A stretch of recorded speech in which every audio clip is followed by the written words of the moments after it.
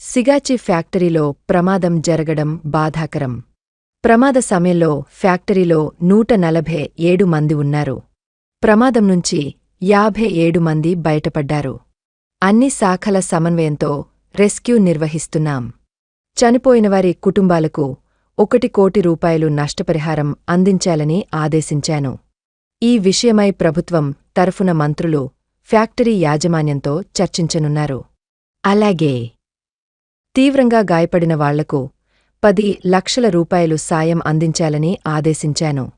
గాయపడి కోటుకుని తిరిగ పనిచేయలేని స్థితిలో ఉన్న బాధితులకు సైతం 10 లక్షల రూపాయలు ఖచ్చితంగా ఇప్పిస్తాం. బాధిత కుటుంబాలను ప్రభుత్వం మానవత్వంతో అన్ని విధాలా ఆదుకుంటుంది. మృతుల్లో తమిళనాడు, బీహార్, జార్ఖండ్ వాసులు అధికంగా ఉన్నారు. మృతదేహాల స్వస్థలాల తరలింపునకు కూడా ప్రభుత్వం సాయం అందిస్తుంది. మృతుల కుటుంబాల పిల్లల చదువు విషయంలోనూ ప్రభుత్వం సాయం చేస్తుంది.